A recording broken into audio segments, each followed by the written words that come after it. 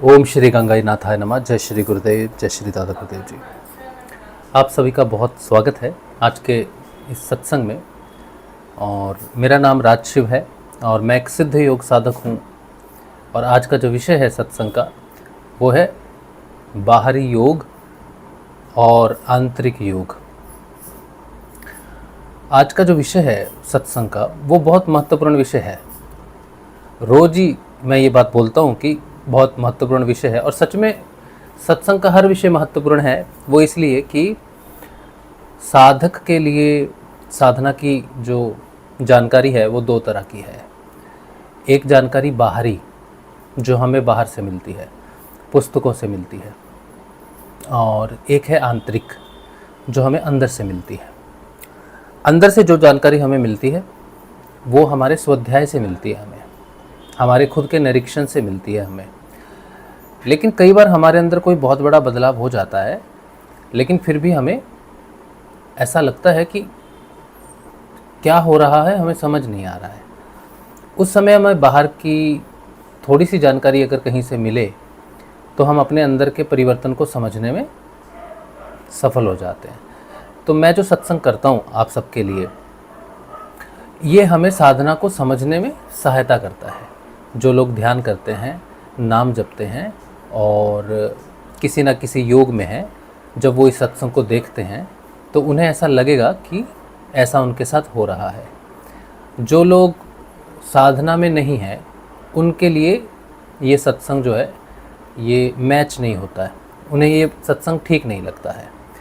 जो लोग ऐसे लोगों को देखते हैं जो जिनको वो फॉलो तो करते हैं लेकिन अपने अंदर उनके कोई बदलाव नहीं होता है, वो सिर्फ देखते रहते हैं कि उस योगी में हुआ या उस व्यक्ति में हुआ, इस तरह से उनमें हुआ, उनकी वाणी को लेकर, उनकी बातों को लेकर वो भटकते रहते हैं इधर और उधर।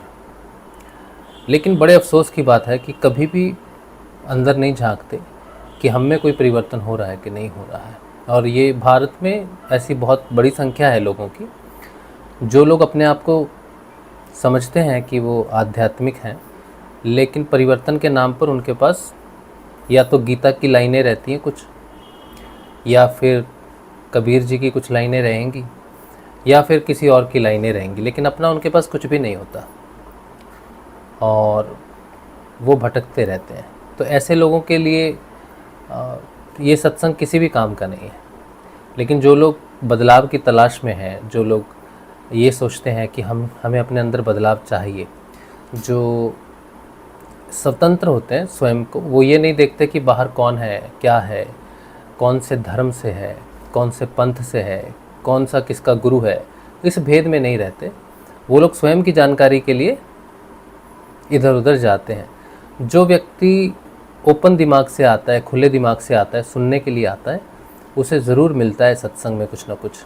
लेकिन जो सिर्फ टेस्ट लेने के लिए आता है या परीक्षा लेने के लिए आता है मेरी, वो परीक्षा लेके चला जाता है और हमें सर्टिफिकेट देके चला जाता है कि तुम फेल हो।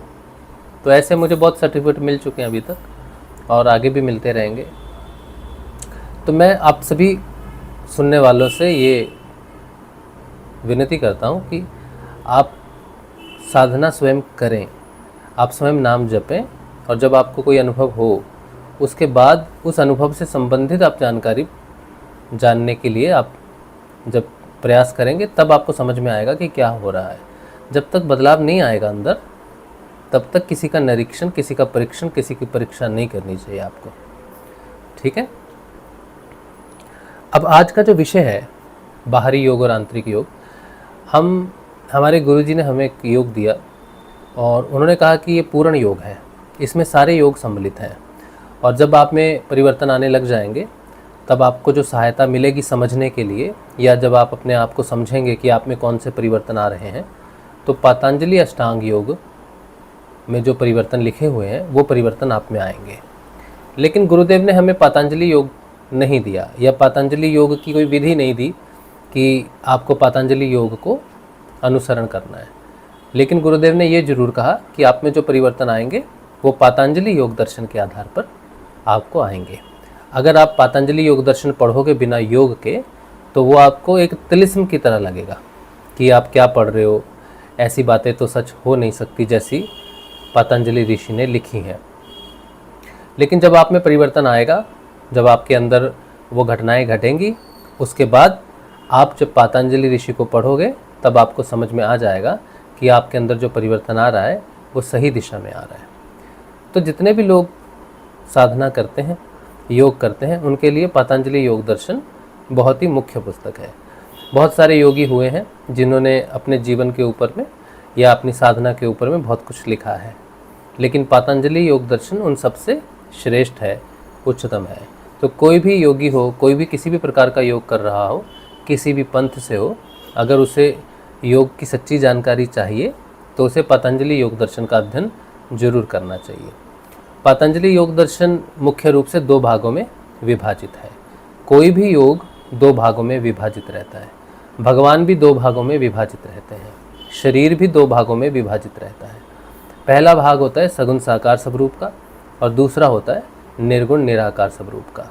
भगवान 2 रूपों में विभाजित हैं। एक वो सगुण स्वरूप में रहते हैं माया के अंदर में, जो काल के अधीन रहते हैं, जिन्हें हम ब्रह्मा, विष्णु और महेश कहते हैं। एक कालातीत होते हैं जो कभी जन्म नहीं लेते, लेकिन माया में अवतरित जरूर होते हैं। अवतरित होते हैं हृदय, साधक के हृदय में अवतरित होते हैं, लेकिन स्वरूप में प्रकट नहीं होते। आत्मा के रूप में साधक के अंदर जन्म लेते हैं, हृदय में जन्म लेते हैं। साधक के शरीर के भी 2 भाग होते हैं। किसी भी मनुष्य के शरीर के 2 भाग होते हैं। एक भाग आज्ञा चक्र तक होता है जो माया के अधीन रहता है, इसमें अविद्या रहती है, और आज्ञा चक्र से ऊपर भी माया का प्रभाव रहता है, लेकिन उस पर विद्या का प्रभाव रहता है, द्वैतवाद रहता है। एकमात्र सहस्रार में जाकर ही अद्वैतवाद सिद्ध होता है। योग और समाधि भी द्वैतवाद ही है। इस तरह से सारी चीज़ें 2 भागों में विभाजित रहती हैं, और योग भी 2 भागों में विभाजित रहता है, एक बाहरी योग और एक आंतरिक योग। बाहरी योग को हम वेदों से भी जानते हैं, जो कुछ बाहर लिखा हुआ है, जो वेदांत है, जितना कुछ भी उपनिषद है और वेद है, ब्रह्मत्रयी है, ब्रह्मसूत्र है, गीता है, ये सारी चीज़ें हमें बाहर से समझाने की कोशिश करती हैं, बाहर से प्रयास करती हैं कि हम समझें कि हम कौन है, क्या है, आत्मा क्या है, योग क्या है, सब कुछ है। वेदांत के भी 2 भाग होते हैं, एक शब्द और एक श्रुति। शब्द स्थूल होता है, श्रुति सूक्ष्म होती है। बिना श्रुति के शब्द का ज्ञान कभी नहीं हो सकता है। इसी तरह से बिना साकार के निर्गुण की प्राप्ति नहीं हो सकती है। तो सगुण से होते हुए भी निर्गुण में जाना पड़ता है। जो लोग कहते हैं कि ब्रह्मा विष्णु महेश की भक्ति नहीं करनी चाहिए क्योंकि वो काल के अधीन है, ऐसे व्यक्तियों का अनुसरण नहीं करना चाहिए, ऐसे लोगों की बातें नहीं सुननी चाहिए, क्योंकि बिना ब्रह्मा विष्णु महेश शक्ति दुर्गा, इन सब के बिना आप गुरु की प्राप्ति नहीं कर सकते। जब तक आपके अंदर भक्ति, प्रार्थनाएं, दया, प्रेम, भगवान के प्रति सकारात्मकता नहीं उत्पन्न होती, तब तक आप यहाँ से जाने का मार्ग नहीं ले सकते। मैं इस बात में दृढ़ विश्वास रखता हूँ कि ब्रह्मा विष्णु महेश शक्ति दुर्गा काली, जो भी स्वरूप भगवान के हैं, वो आपको इस ब्रह्मांड से बाहर नहीं निकाल सकते हैं। वो आपको मुक्ति का मार्ग नहीं दे सकते हैं, वो आपकी आत्मा को जागृत नहीं कर सकते हैं, लेकिन वो रास्ता जानते हैं कौन आपके आत्मा को जागृत कर सकता है, और वो ये भी रास्ता जानते हैं कि इस ब्रह्मांड से बाहर निकलने का रास्ता क्या है। उन्हें पूर्ण ज्ञान है, लेकिन वो हमें बाहर नहीं निकाल सकते हैं। जितने भी काल के अधीन देव होते हैं, भगवान होते हैं, वो सारे हमारी सहायता के लिए होते हैं, हमारे विरोध में नहीं होते हैं। लेकिन क्योंकि संसार में बहुत तरह के लोग रहते हैं, अच्छे और बुरे, कर्म के अनुसार वो कर्म फल भोगते हैं, इसीलिए काल के अधीन ब्रह्मा विष्णु महेश देवी देवता सब लोग कर्म को फलित करने में हमारी भगवान की सहायता करते हैं, या उस माया की सहायता करते हैं जिसके अनुसार सभी मनुष्य अपने अपने कर्म फल को प्राप्त होते हैं। यही देवी देवता हैं, यही भगवान हैं जो हमें कर्म फल से मुक्ति का मार्ग भी देते हैं।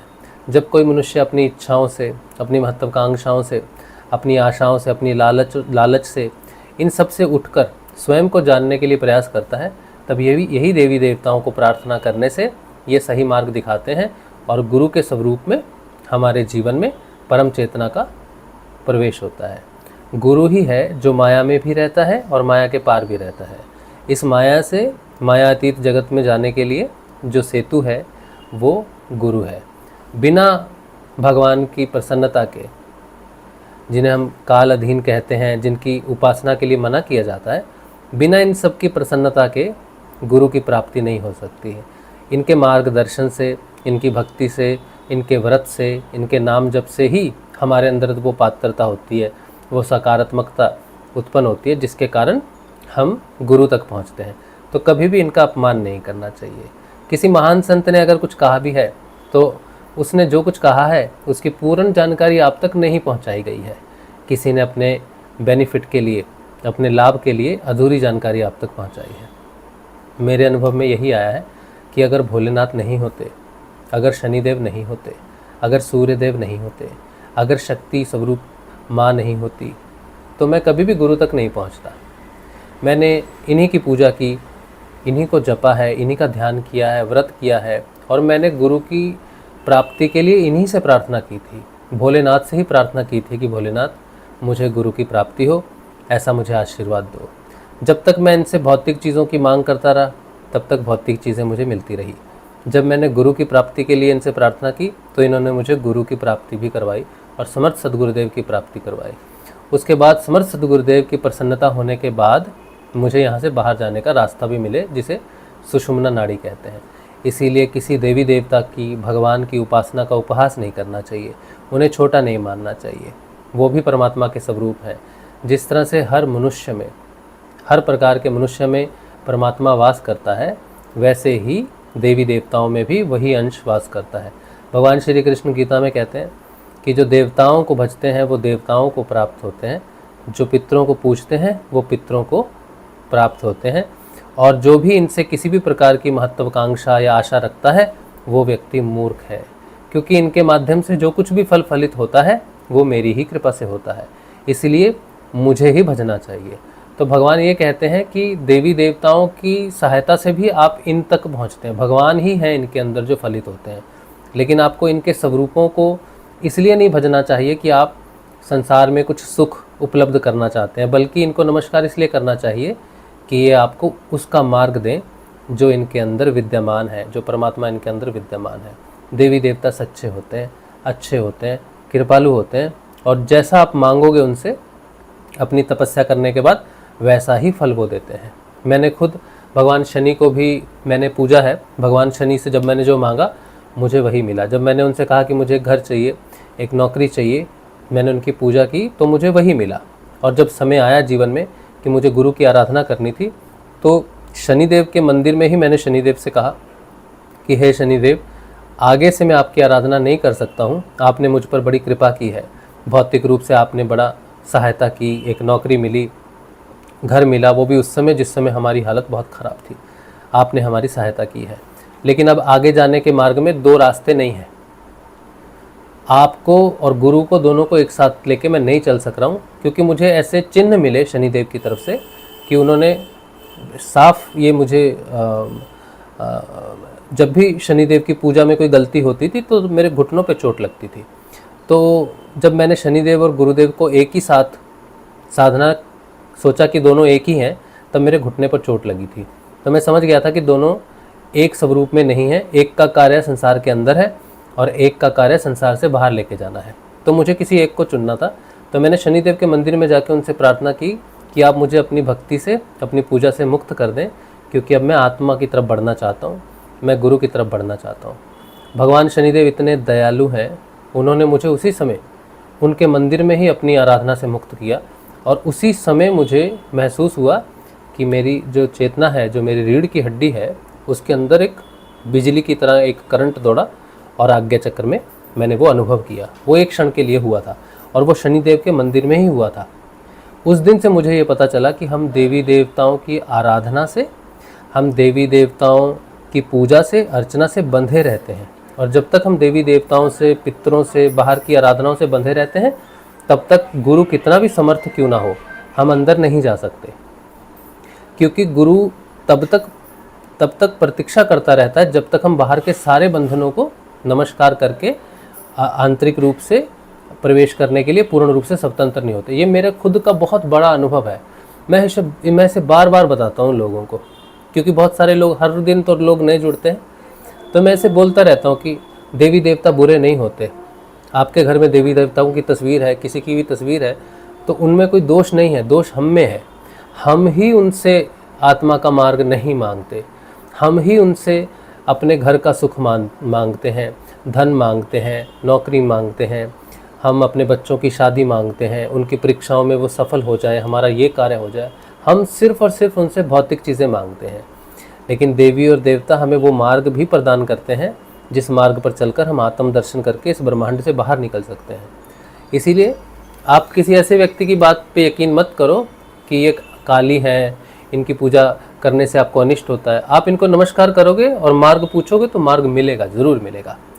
ठीक है, तो भगवान के प्रिय हैं सारे के सारे देवता। बस भगवान भी यही कहते हैं कि आप इनको पूछ के फलों के पीछे मत भागो।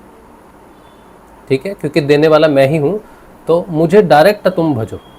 तो इसीलिए भगवान की भक्ति, भगवान के भजन से आनंद की प्राप्ति होती है, और देवी देवताओं की पूजा से, आराधना से भौतिक सुखों की जो है प्राप्ति होती है। आनंद नहीं आता वहाँ पर, सुखों का लाभ जरूर होता है। लेकिन आप मंदिर में भगवान श्री कृष्ण का कीर्तन गाओ, राम भजन गाओ, जिन्हें हम भगवान मानते हैं, तब आपको एक नशा, एक आनंद, एक अच्छा, एक आंतरिक रूप से एक आनंद की अनुभूति होगी। तो ये थोड़ा सा अंतर है उस चीज़ में। लेकिन जिस तरह से मंदिर में जाने से या फिर मंदिर में जाने से या देवताओं के जाने से आप आत्म रूप से जागृत नहीं हो सकते। मंदिर मार्गी जो लोग होते हैं, जो मंदिरों में जाते हैं, जो तुलसी या चरणामृत का पान करते हैं, सात्विक जीवन जीते हैं, वो ज्ञान मार्गी कहलाते हैं।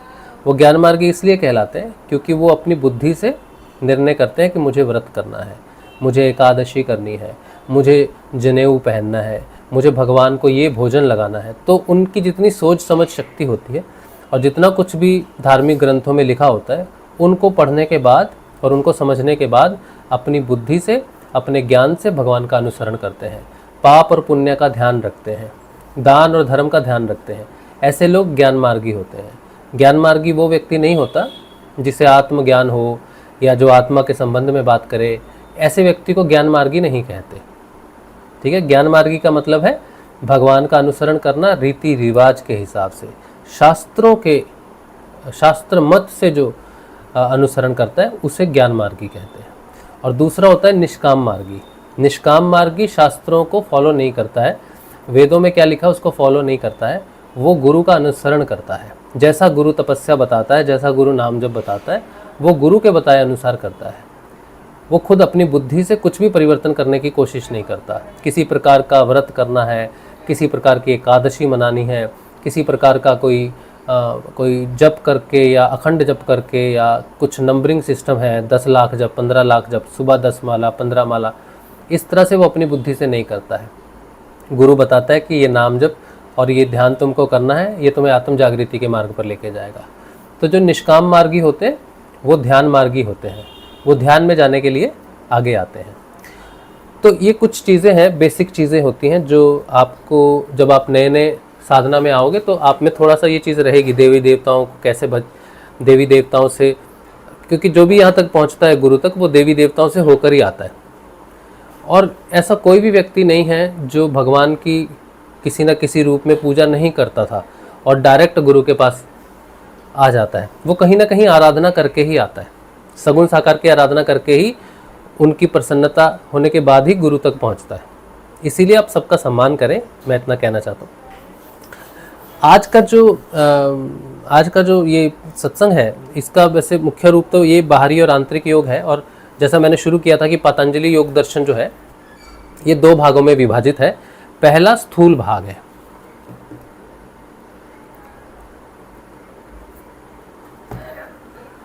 पहला स्थूल भाग है। स्थूल भाग में टोटल पतंजलि में, पतंजलि अष्टांग योग बोलते हैं उसको, तो पतंजलि अष्टांग योग में 8 अंग है। ठीक है, पहला है यम, नियम, आसन, प्राणायाम, प्रत्याहार।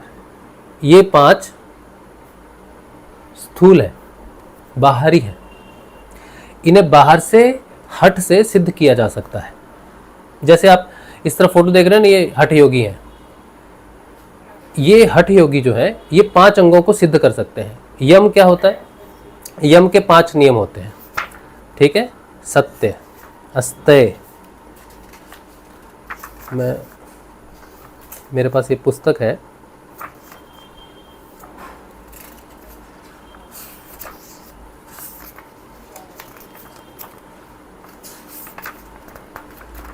यम भी 5 होते हैं, नियम भी 5 होते हैं।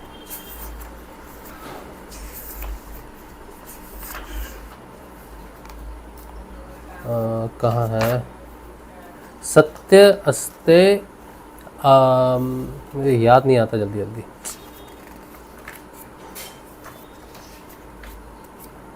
सत्य अस्ते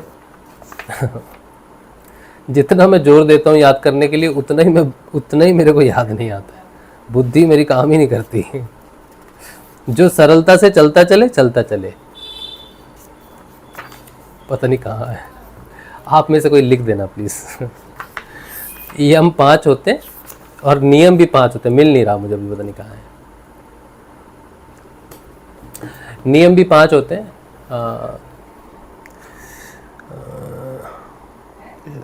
उसमें होता है शौच, संतोष, स्वाध्याय, ईश्वर प्रणिधान और तप, ये 5 होते हैं। इधर सत्य, अहिंसा, अस्तेय, अपरिग्रह, ब्रह्मचर्या, हाँ 5, ये 5 जोर देने से याद आ गया। तो ये देखो, ये जो पीछे तपस्या कर रहे हैं ना, ये नीचे के 5 यम का मतलब आंतरिक, एक ही बार सिद्ध होते हैं बस जीवन में, दूसरी बार नहीं करना पड़ता उनको सिद्ध। जैसे सत्य एक ही बार सिद्ध हो जाता है, फिर बार बार नहीं करना पड़ता उसको। अस्तेय है ना, चोरी नहीं करना।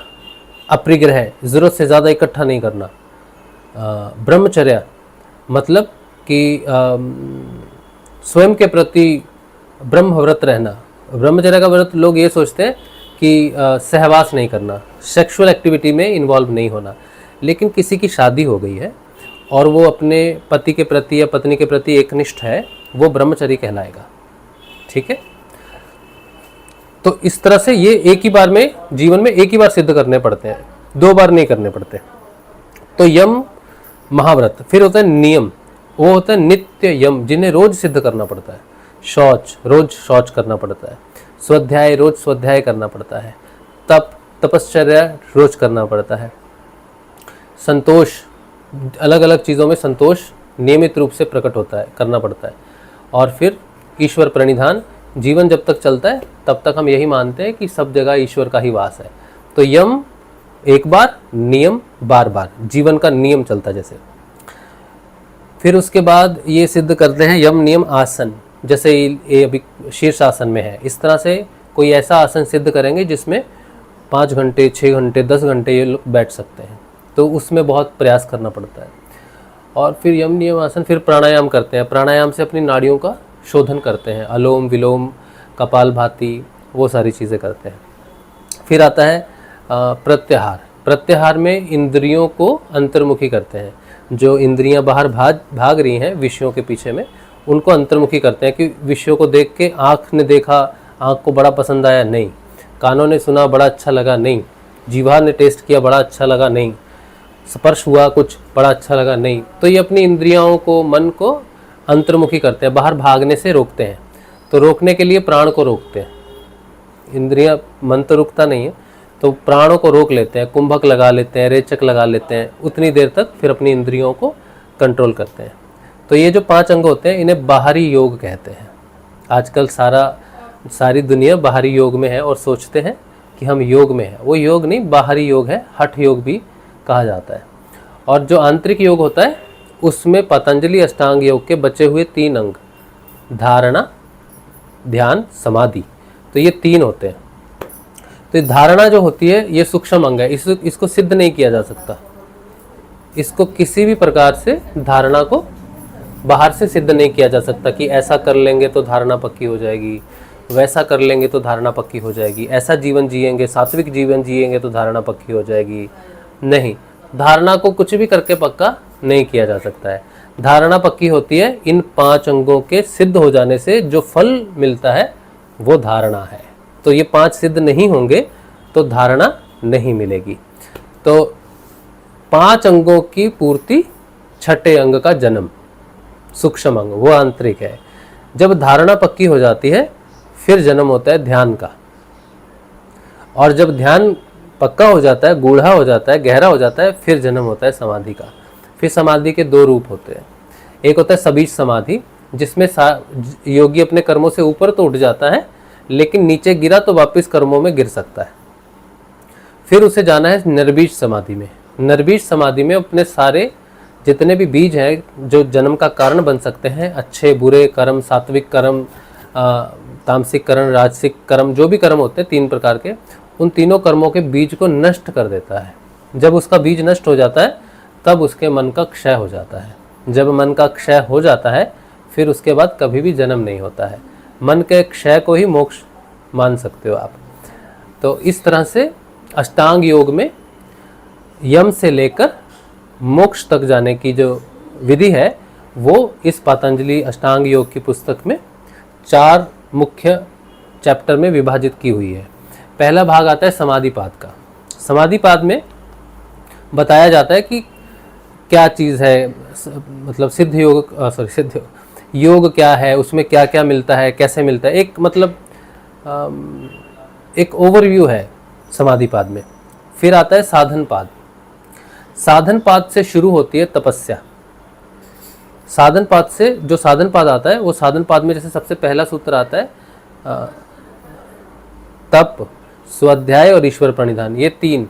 और तप, स्वाध्याय, ईश्वर प्रणिधान नीचे नियम में आते हैं, नियमित रूप से आते हैं ना। तो वहाँ से शुरू होती है साधना कि तुम्हारा जीवन ही तपश्चर्या है, अलग से तुम्हें इस तरह से शीर्षासन करने की आवश्यकता नहीं है। और स्वाध्याय का मतलब ये होता है कि आत्मा के विषय में जो कुछ भी लिखा हुआ है, जैसे ब्रह्म के बारे में जो कुछ भी लिखा हुआ है वो आपको अध्ययन करना चाहिए। कुछ लोग बोलते हैं कि देखो साधना करो, किताबों में मत पढ़ो, किताबें मत पढ़ो, किताबी ज्ञान मत झाड़ो। आत्मा के विषय में अध्ययन, चाहे आप स्वाध्याय करते हो तो भी आत्मा का ही अध्ययन होता है। और अगर किसी ऐसी पुस्तक को पढ़ते हो जिसमें ब्रह्म का विषय है, उसे पढ़ोगे तो भी वो तुम्हारा ही विषय है, तो भी वो स्वाध्याय ही माना जाएगा। जैसे ब्रह्म विद्या के बारे में पढ़ोगे, उपनिषद के बारे में पढ़ोगे, वेदों के बारे में पढ़ोगे, या फिर पतंजलि अष्टांग योग के बारे में पढ़ोगे, तो ये तुम्हारा है, ये तुम्हारे बारे में ही लिखा हुआ है, ये किसी दूसरे व्यक्ति के बारे में नहीं लिखा, ये भगवान के बारे में नहीं लिखा। किसी भी वेद में और किसी भी उपनिषद में भगवान की कोई जानकारी नहीं है। ना उसमें ब्रह्मा जी हैं, ना विष्णु जी हैं, ना महेश जी हैं, ना ही कोई देवता है, ना ही कोई देवी है। वो इन सब से मुक्त है। वो आत्मा के विषय पर बात करते हैं और आत्मा को ब्रह्म की परिभाषा से जानने की कोशिश करते हैं। तो जहाँ जहाँ ब्रह्म है, ब्रह्मा और ब्रह्म अलग है, ठीक है। ब्रह्मा देव जो होते हैं वो सृष्टि की रचना करते हैं, लेकिन ब्रह्म जो होता है उसी का स्वरूप सब में भासता है। ब्रह्मा जी में भी ब्रह्म है। तो जैसे अक्षर ब्रह्म, परम ब्रह्म ऐसे बोलते हैं ना, तो ब्रह्म सब जगह पर है, लेकिन उसकी अपनी अपनी अवस्थाएं हैं। जैसे जीव ब्रह्म, मेरे अंदर भी ब्रह्म है आत्मा स्वरूप में, ब्रह्मा जी के भी अंदर भी ब्रह्म है, वो ब्रह्मा है। तो उनका ब्रह्म की स्थिति हायर है, लेकिन है तो जब आवरण चढ़ा रहता है ब्रह्म पर तो वो रहता तो समय में ही है। तो जहाँ जहाँ ब्रह्म के बारे में लिखा हुआ है वो पुस्तक आपको जरूर पढ़नी चाहिए, वो स्वाध्ययन का विषय है, ठीक है। तो जब हम सिद्ध योग करते हैं तो ये तो पतंजलि अष्टांग योग में जो 8 अंग बताए गए हैं, पहले 5 अंग जो स्थूल अंग है, जो जिसको सिद्ध करने के लिए कई जन्म लगते हैं, कई 8-10 जन्म लग जाते हैं, अलग अलग गुरु भी जीवन में आते हैं। तो बड़ी मुश्किल से साधक हठ योग को सिद्ध करने के बाद गुरु तक पहुंचता है। कुछ गुरु ऐसे होते हैं जो कहते हैं कि कुछ समय तक आप इन नियमों का पालन करो, जप भी करो, ध्यान जप भी करो और यम नियम का पालन भी करो और अपने आप को सीमित भी रखो। तो वो बोलते हैं, क्यों बोलते हैं? क्योंकि आगे का जो यात्रा है, जो धारणा, ध्यान और समाधि है, इनके लिए कोई उपाय उनके पास है नहीं। वो सिर्फ हठ योग के माध्यम से या क्रिया योग के माध्यम से ही आपको उस सबल कर सकते हैं ताकि आप वहाँ तक पहुँचो जहाँ आपकी धारणा पक्की हो जाए। अब ये चलता आया है, कई समय से चलता आया है। तो लोगों का जो पॉइंट ऑफ व्यू है वो इस बात पर फिक्स हो गया है कि कुछ ये सब करना पड़ेगा, ब्रह्मचर्या करना पड़ेगा, जो भोजन है वो सात्विक भोजन खाना पड़ेगा, क्योंकि अब ये ठूस ठूस के भर दिया गया है, मंदिरों ने भर दिया है,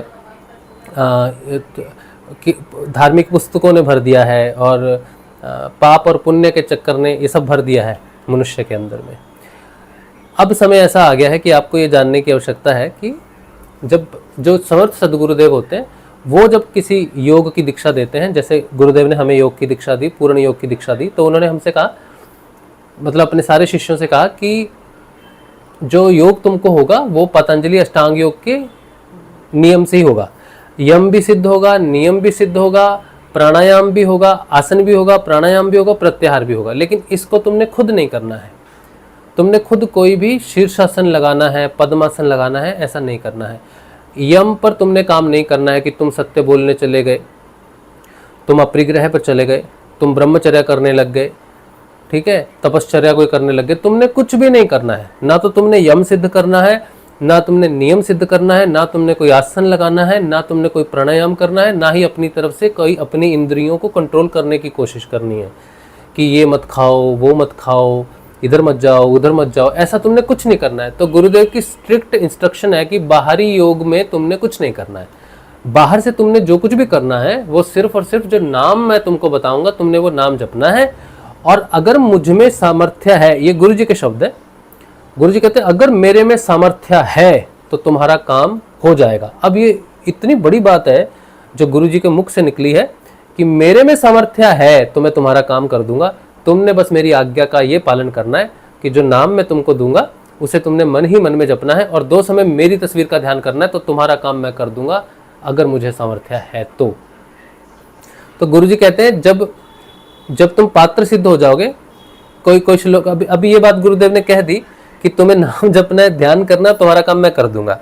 अब कुछ लोग शुरू हो गए, उन्होंने नाम जपना शुरू कर दिया, गुरुदेव का ध्यान करना शुरू कर दिया, अब कुछ हो नहीं रहा उनको। अब उनको डाउट हो गया कि गुरुदेव ने कहा था हो जाएगा, ध्यान लग जाएगा, तो हो तो नहीं रहा।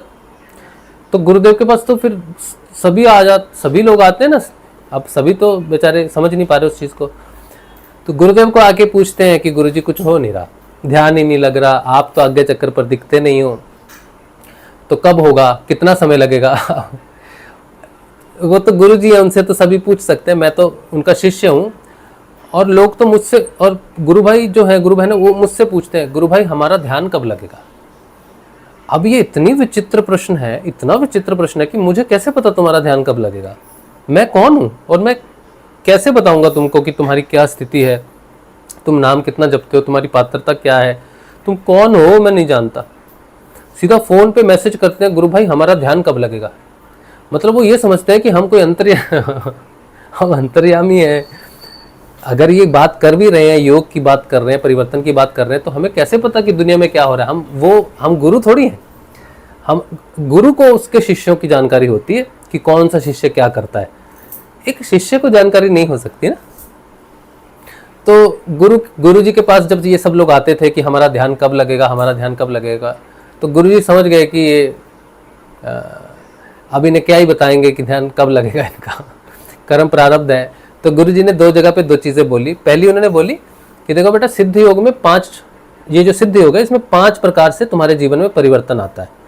5 चीज़ें जो है तुम्हारे जीवन को, तुम्हारी साधनों को प्रभावित करती हैं कि तुम्हारा योग कब होगा, तुम्हें कब कैसी प्रगति मिलेगी, वो तुम 5 चीज़ें। तो पहली क्या है, पहली है तुम्हारे पुराने जन्म के कर्म प्रारब्ध, कि तुमने पहले कितना कुछ करके आए हो गुरु तक, तुम्हारी अपनी कितनी कमाई है, कितनी पात्रता तुम सिद्ध कर चुके हो।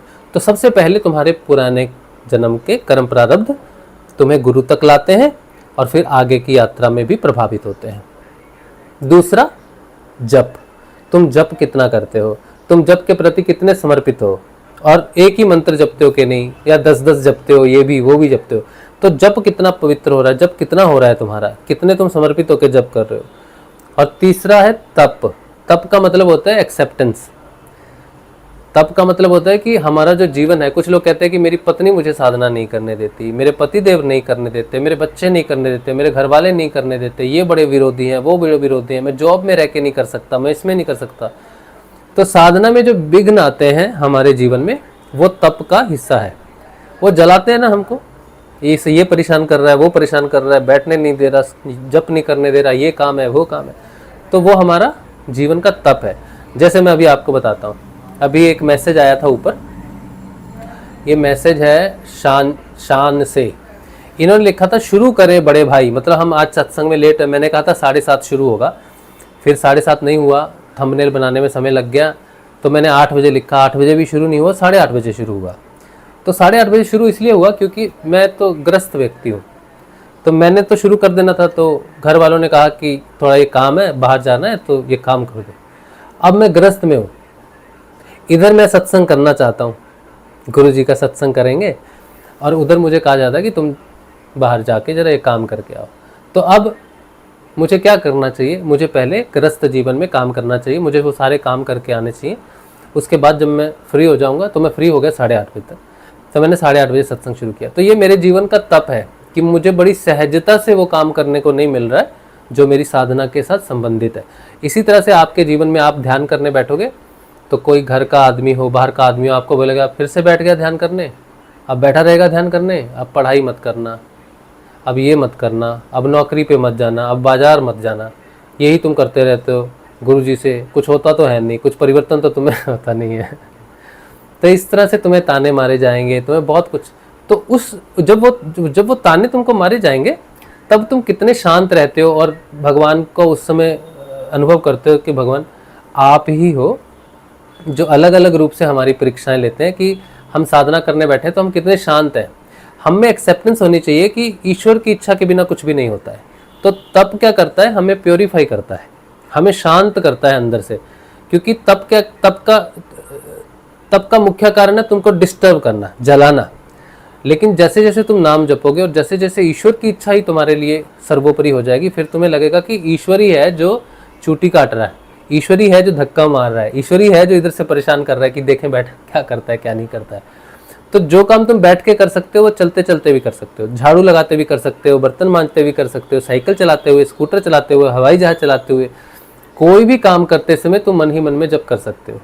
तो साधक को तप को समझना चाहिए जीवन में, कि जीवन के हर क्षण में हमें कोई ना कोई प्रभावित करता है कि हम भगवान का भजन ना कर पाएँ, भगवान की भक्ति ना कर पाएँ, ध्यान ना कर पाएँ। तो गुस्सा नहीं होना चाहिए, वही है जो आपको आगे लेके जा रहा है। तो 3 हो गए, पुराने जन्म के कर्म प्रारब्ध, जप, तप। फिर आता है योग। अब योग 2 प्रकार के, जैसे मैंने कहा कि तुम्हें क्रिया योग हो रहा है कि नहीं हो रहा है, फिर तुम्हारा अंदर से भगवान के साथ, जप के साथ, तुम्हारे स्वयं के साथ कितना योग हो रहा है, कितना तुम अपने आप को समझ पा रहे हो। क्रिया योग भी मान सकते हो उसको, जप योग भी मान सकते हो, लय योग भी मान सकते हो, नाद योग भी मान सकते हो, ध्यान योग भी मान सकते हो, राजयोग भी मान सकते हो। तो कौन से योग में है, किस स्थिति में वो तुम्हारा योग है, योग का कौन सा चरण है। जैसे जप योग प्रथम चरण है, लय योग आ जाता है, उसमें जपा जाप आ जाता है, नाद आ जाता है, ये लय योग में आ गया। फिर उसके बाद राजयोग, सहज योग आ गया, ध्यान योग आ गया। तो डिपेंड करता है कि आप योग की किस स्थिति में हो। फिर आ जाता है अंतिम औषधि। औषधि का मतलब होता है कि आपको जीवित रहना है, आप बीमार हो, ठीक है, आपको किसी प्रकार की कोई बीमारी है, तो आपको औषधि लेनी चाहिए। कुछ लोग योग में आते हैं, सोचते हैं नहीं गुरुजी ठीक कर देंगे, औषधि नहीं लेंगे, ऐसा नहीं करना चाहिए। आपकी ब्लड प्रेशर की दवाई है, आपको लेनी चाहिए। जब आपके अंदर परिवर्तन आ जाएगा, ब्लड प्रेशर नॉर्मल हो जाएगा, तब दवाई अपने आप बंद हो जाएगी, या तो उल्टी हो जाएगी, या आपको सिग्नल मिल जाएगा कि अब ये दवाई मुझे नहीं खानी है। कोई भी दवाई है वो अपने आप छूटेगी आपकी, आपको दवाई बंद नहीं करनी है, क्योंकि औषधि खाने से रुकावट नहीं आती है साधना में, ठीक है। लेकिन कई बार जीवन में ऐसी स्थिति आ जाती है जब साधक बहुत ही ज़्यादा सब चीज़ों से परेशान होकर गुरुजी को कहता है गुरुजी अब तुम बचा लो। वो एक अलग स्थिति है समर्पण की। हम अपनी मर्जी से, एक लड़का था, उसने अचानक दवाई छोड़ दी, ब्लड प्रेशर की दवाई छोड़ दी, और ज़्यादा उम्र भी नहीं है उसकी, कितना ही होगा, 27-28 साल का होगा शायद। तो गुरुजी को कहा गुरुजी अब तो हम दवाई नहीं खाएंगे, बस योग ही करेंगे। एक दिन रात को उसका प्रेशर बढ़ गया, इतना प्रेशर बढ़ गया कि नाक से खून निकल गया। फिर दवाई शुरू की, फिर उसने हमें फ़ोन भी किया, हमने कहा ऐसा मत करो, तुम्हारी दवाई छूटनी होगी तो गुरुजी पहले तुम्हारी दवाई छुड़ा देंगे ना, फिर तुमको पता चल जाएगा, तुम पहले छोड़कर ही ज़बरदस्ती क्यों कर रहे हो। तो ऐसा मत करो, समय आने पर हो जाएगा सब ठीक। तो औषधि अगर आपकी कोई चलती है तो आप औषधि को ले सकते हैं। तो ये 5 चीज़ें हैं जो सिद्ध योग में, जैसे पहले के जो योगी होते, जैसे ये हठ योगी है ना, अब हठ योगी क्या करते थे, औषधि लेते थे, लेकिन उनकी औषधि कैसी होती थी, जड़ी बूटियाँ, शहद, फलों का रस, इसका रस, अश्वगंधा, ये सारों को मिला के मिश्रण करके एक दवाई बनाते थे, उसको बोलते थे च्यवनप्राश। तो च्यवनप्राश क्या है? एक औषधि होती थी ऋषियों की, वो ठंडे में रहते थे। च्यवनप्राश गर्म भी होता है ना, तो हिमालय में तपस्या करनी, च्यवनप्राश खाना, वो अपना च्यवनप्राश बनाते थे। अभी तो बाजार में मिलता है च्यवनप्राश, लेकिन वो औषधि है च्यवनप्राश, ताकि शरीर में ताकत रहे, गर्मी रहे, शक्ति रहे, लॉन्जिविटी रहे, लंबा जी सके, ताकि हम योग के लिए जीवित रह सके। तो औषधि का मतलब है कि तुम जीवित रह सको योग करने के लिए। तो ये 5 चीज़ें हैं जो सिद्ध योग में साधना को गति देते हैं। एक और चीज़ मैंने बोला था ना, 2 चीज़ें हैं जो प्रभावित करती हैं। अब दूसरा क्या था?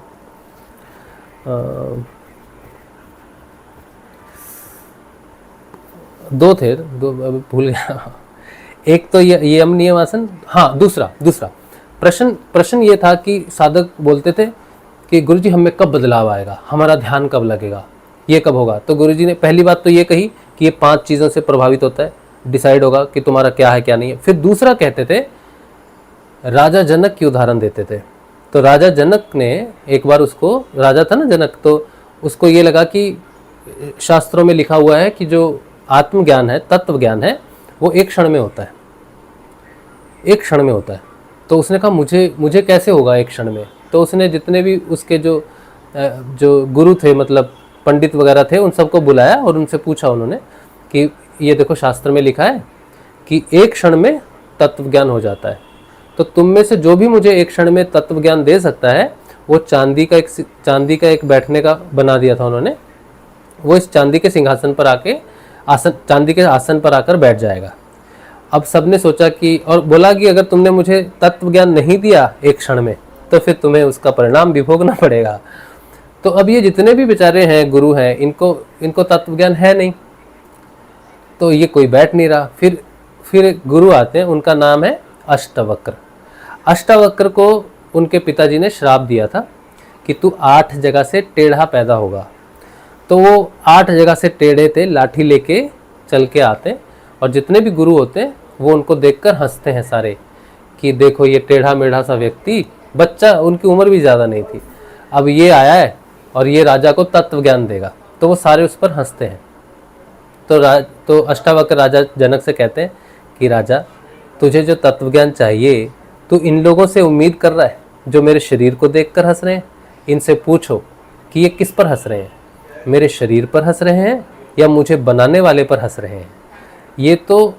ये तो चमड़े के व्यापारी हैं, मतलब मेरे चमड़े को, मेरे शरीर को देखकर अगर ये हंस रहे हैं, तो ये शरीर से तोलते हैं व्यक्ति को, और जो शरीर से किसी व्यक्ति को नापता हो, तोलता हो कि ये शरीर से ऐसा है, तो वो चमड़े का व्यापारी हुआ। तो ये तो चमड़े के व्यापारी हैं, ये तुझे तत्व ज्ञान नहीं दे सकते, इनकी सीमा शरीर तक सीमित है। तुझे अगर तत्व ज्ञान चाहिए तो तुझे झुकना पड़ेगा। तू राजा के सिंहासन पर बैठेगा और बोलेगा मुझे तत्व ज्ञान दो, तो आदेश देने से तुझे तत्व ज्ञान नहीं मिलेगा। तुझे झुककर नमस्कार करना पड़ेगा, गुरु के चरणों में प्रणाम करना पड़ेगा, और राजा की उपाधि छोड़नी पड़ेगी और शिष्य की उपाधि लेनी पड़ेगी, तब तुझे तत्व ज्ञान होगा। तू तैयार है? तो राजा ने कहा ठीक है, आपको नमस्कार है, मैं आपके चरणों में हूँ, आप मुझे तत्व ज्ञान दो। तो कहा ठीक है राजा, एक घोड़ा ले लो और मेरे साथ एकांत में चलो। तो एकांत में ले गए उनको जंगल के बीच लेके जाने के बाद उन्होंने कहा कि राजा, अब तेरा जो प्रश्न है वो तू पूछ। तो उन्होंने पूछा कि तत्व ज्ञान एक क्षण में होता है, ऐसा मैंने पुस्तक में पढ़ा है। तो बोले जिस पुस्तक में पढ़ा है उसमें और क्या लिखा था इसके अलावा? तो कहा इसके अलावा लिखा था कि पात्रता होनी चाहिए। तो अष्टावक्र ने पूछा राजा, तुम में पात्रता है? तो उन्होंने कहा पात्रता कैसे सिद्ध करूँगा? तो उसने बोला अपने मन को दान दे, क्योंकि मैंने तुझे तत्व ज्ञान दे दिया, तुझे तत्व ज्ञान हो गया, तो तू मेरी दक्षिणा कैसे देगा? तो मेरी दक्षिणा के रूप में अपना मन मुझे दान कर दे। तो राजा जनक ने कहा कि आज से मेरा मन आपका। तो राजा ने मनहीन हो गया, तो मन ही तो पूरा संसार है। तो जब मनहीन हो गया तो अष्टावक्र ने कहा कि अब उसने कहा था कि एक क्षण में ज्ञान होता है, मतलब घोड़े के एक रकाब में पैर रखना और घोड़े के दूसरे रकाब में पैर रखने से पहले ज्ञान हो जाना चाहिए, ऐसा पूछा था उसने, जनक ने। तो अष्टावक्र ने जब उसके मन का दान ले लिया तो कहा अब एक रकाब में पैर रख ले। तो उसने एक रकाब में पैर रख लिया। अब उसके बाद वो चुप हो गया। अब वो दूसरे रकाब में पैर रखने के लिए नहीं बोल रहा है, आज्ञा नहीं दे रहा है, और मन राजा का दान में ले लिया है। तो राजा 3 दिन तक उस स्थिति में रहा। अब एक बहन ने मुझसे पूछा कि राजा 3 दिन तक उस स्थिति में रहा, समाधि में रहा, तो क्या घोड़ा भी समाधि में रहा? नहीं, घोड़ा समाधि में क्यों रहेगा? उसकी स्थिति है, एक राजा की एक स्थिति है कि वो उसमें है, रुक गया है, वो बस उसी हिस्से में रुक गया है। घोड़े का अपना जीवन है, घोड़ा इधर है उधर है, बैठा है खड़ा है, कुछ भी है, उसकी जानकारी से हमें फर्क नहीं पड़ता। लेकिन राजा उसी स्थिति में, योग स्थिति में चला गया और उसे वो समझ में आई कि चीज़ की आगे का कुछ भी कार्य मैं नहीं कर सकता, क्योंकि मेरी इच्छा मेरे मन के साथ थी, और मेरा मन ही नहीं है तो मेरी कोई इच्छा ही नहीं है, किसी भी चीज़ की इच्छा नहीं है। जिसकी प्राप्ति की इच्छा थी वो भी इच्छा नहीं है, इच्छा विहीन हो गया था राजा। तो 3 दिन तक राजा उसी पोजीशन में खड़ा रहा वहाँ पर, और 3 दिन बाद उसने अष्टावक्र को नमस्कार किया कि महाराज अब मुझे वो तत्व ज्ञान हो गया है जिसकी मुझे चाह थी। तो अष्टावक्र माने नहीं, तो बोले नहीं, मैं नहीं मानूंगा कि तुझे ज्ञान हो गया। अभी तू इतनी देर से खड़ा है, तू भागने के चक्कर में कि निकल जाते हैं, ये बोल देते हैं कि तत्व ज्ञान हो गया, कम से कम छोड़ देगा। बोला नहीं, पहले सिद्ध करो कि तुम्हें तत्व ज्ञान हुआ है। तो फिर अष्टावक्र उनकी परीक्षा लेते हैं और राजा जनक अपनी परीक्षा में पास होते हैं और सिद्ध करते हैं कि उन्हें तत्व ज्ञान हो गया है। अब ये जो बात है, ये सारी गुरुदेव उन शिष्यों के लिए सुनाते हैं जो शिष्य ये पूछते हैं कि गुरुजी मुझे कुछ हो नहीं रहा है, मुझे कोई क्रिया नहीं हो रही है, मेरा ध्यान नहीं लग रहा है, मुझे आज्ञा चक्र पर आप दिख नहीं रहे हो। गुरुजी मेरा ध्यान कब लगेगा? मैं 2 महीने से कर रहा हूँ। गुरुजी मेरा ध्यान कब लगेगा? मैं 10 साल से कर रहा हूँ। गुरुजी मेरा ध्यान कब लगेगा? मैं 100 साल से कर रहा हूँ। तो तुम कितने साल से कर रहे हो ये निर्भर करता है तुम्हारी पात्रता पर, और तुम्हारी पात्रता निर्भर करती है तुम्हारे गुरु के प्रति सम्मान को, गुरु के प्रति समर्पण को। जो गुरु के प्रति एक निष्ठ होकर जपता है, गुरु प्रसन्न हो जाता है, उसकी पात्रता सिद्ध हो जाती है। जो मंत्र जपता है, मंत्र जपने से भी पात्रता सिद्ध होती है। जो जब पात्र सिद्ध हो जाता है, गुरु की तरफ से एक क्षण की भी देरी नहीं लगती, चाहे वो रात के 12 बज रहे हो, 2 बज रहा है, 1 बज रहा हो, तुम नदी में खड़े हो, तुम मंदिर में खड़े हो, तुम कहीं भी हो, उसी समय तुम्हारी कृपा हो जाएगी। और जब मेरे साथ ये घटना घटी थी तब मैं शनिदेव के मंदिर में था। जब मुझे भगवान गुरुदेव का अनुग्रह मिला था 5 वर्षों के बाद, तो वो स्थान मुझे याद है। वो कलकत्ता में एक शनिदेव का मंदिर, जहाँ पर शनिदेव को हम नमस्कार करने गए थे, कि उसी समय जब मैं मुक्त हुआ बाहर की पूजा से, गुरुदेव ने एक क्षण का समय भी नहीं लगाया। गुरुदेव को मालूम है कि मैं कहाँ हूँ, क्या कर रहा हूँ। ना तो मैं उस समय ध्यान में हूँ, ना गुरुदेव की तस्वीर के सामने बैठा हूँ, मैं तो मंदिर में। मैं तो सिर्फ शनिदेव को अंतिम बार नमस्कार करके मुक्त होने के लिए गया कि, और गुरुदेव ने इंतजार नहीं किया कि शनिदेव से मुक्त होके आएगा, बैठेगा, मेरा ध्यान करेगा, मेरा मंत्र जपेगा, इसका इंतजार नहीं किया उन्होंने। उन्हें पता है कि मुक्त होने सिर्फ इसलिए गया है कि मेरी शरण में आ सके। जैसे ही वहां बंधन टूटा, गुरुदेव ने पकड़ लिया। यह सच्ची कहानी है। तो पात्रता सिद्ध होने में हमारी तरफ से देरी लगती है। हम ही नहीं समझ पाते कि हमारे जीवन का उद्देश्य आत्म जागृति है। हम गुरु का ध्यान इसलिए करते हैं कि हमारा परिवार ठीक हो जाए, बीमारियां ठीक हो जाएं, ये ठीक हो जाए, वो ठीक हो जाए। गुरुदेव ने एक बार कहा कि बेटा, मैं तुम्हारी बीमारियां ठीक करने के लिए नहीं आया, मैं कोई डॉक्टर नहीं हूँ, मैं तुम्हें आत्म रूप से चेतन करने आया हूँ, मेरा काम तुम्हें जगाना है। ये गुरुदेव ने खुद कहा है कि मैं बीमारियां ठीक करने नहीं आया हूँ। हाँ, बीमारियां ठीक होती हैं, सारे रोग ठीक होते हैं, लेकिन वो इसलिए कि जब तुम आत्म रूप से चेतन होकर अपने साक्षात्कार की तरफ बढ़ते हो तो बीमारियां रुकावट बनती हैं, योग साधना में रुकावट बनती हैं। तो कुंडलिनी योग करवाती है उन रोगों को ठीक करने के लिए, ताकि तुम आगे बढ़ सको। लेकिन सिद्ध योग का मुख्य लक्ष्य जो है वो बीमारी नहीं है। फिर गुरुजी कहते हैं, ये पतंजलि अष्टांग योग की पुस्तक में एक भी जगह ऐसा कोई शब्द नहीं लिखा जहां पर लिखा हो कि इस योग से रोग ठीक होते हैं। पतंजलि अष्टांग योग में कहीं भी नहीं लिखा कि पतंजलि अष्टांग योग करने से रोग ठीक होते हैं। लेकिन भारत में इतना बड़ा पतंजलि ग्रुप है रामदेव बाबा का, जो लोगों को कहता है कि ये योग करो तो ये रोग ठीक होगा, ये योग करो तो ये ठीक होगा। पतंजलि के नाम से ही है। और पतंजलि अष्टांग योग में कहीं भी नहीं लिखा कि ये करने से ये रोग ठीक होता है। तो गुरुदेव कहते हैं योग रोग का पर्यायवाची नहीं है। योग से रोग ठीक नहीं करवाने, लोग आते हैं रोगों को ठीक करवाने के लिए, तो तुम अगर रोगों को ठीक करवाने के लिए आए हो ना, तो तुम्हारा सर दर्द भी ठीक नहीं होगा, क्योंकि ये योग उस लिए है ही नहीं। ये योग आत्म जागृति के लिए है।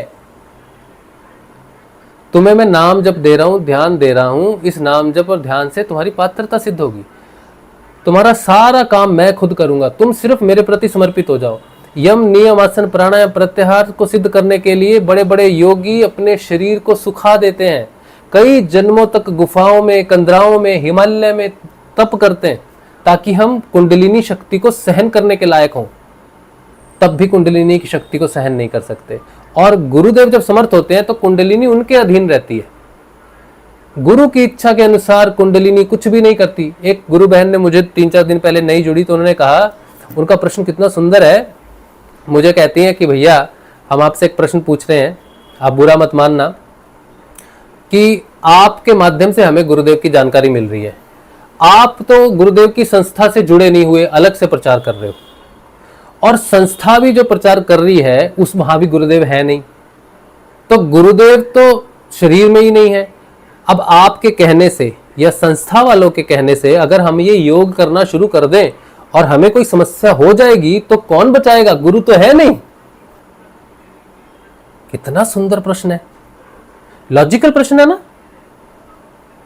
गुरु तो है ही नहीं और आपके कहने से हम फंस गए, तो आपके कहने से फंसे तो आपकी जिम्मेदारी संस्था नहीं लेगी, क्योंकि आप तो अपना ही कर रहे हो।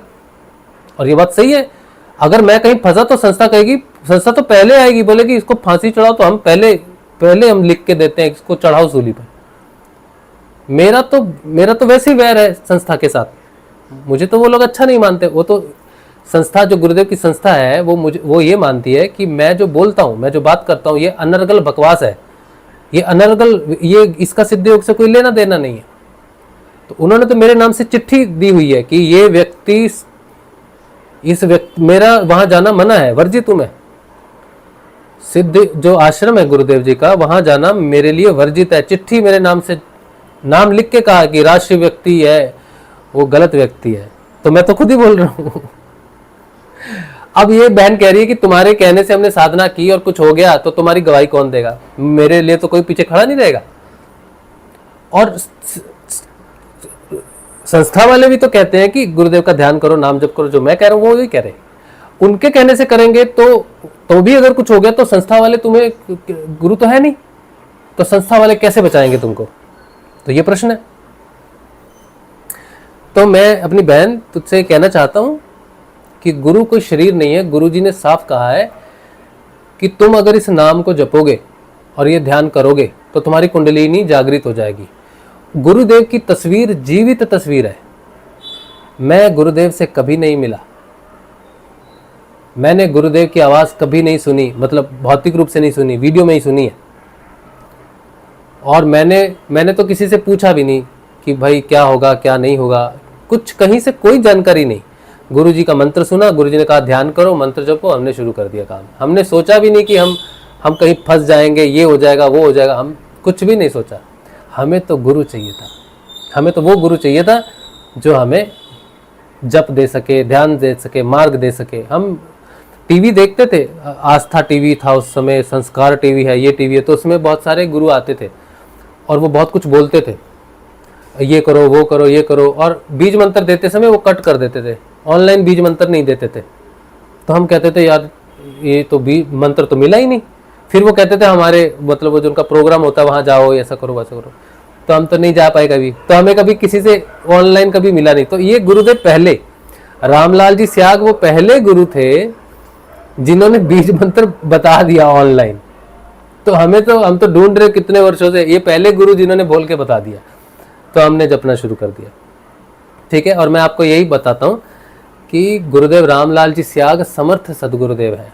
इनके अधीन कुंडलिनी जागृत होती है और इनके अधीन ही रहती है। आपको किसी प्रकार का कोई नुकसान नहीं होगा। गुरुदेव ने खुद कहा है कि माँ जगत जननी है, और अगर समर्थ सदगुरुदेव हो और समर्थ सदगुरुदेव की कृपा से वो तुम्हारे अंदर जागृत होती है तो वो तुम्हें कभी नुकसान नहीं देती, क्योंकि वो समर्थ सदगुरुदेव के कंट्रोल में रहती है।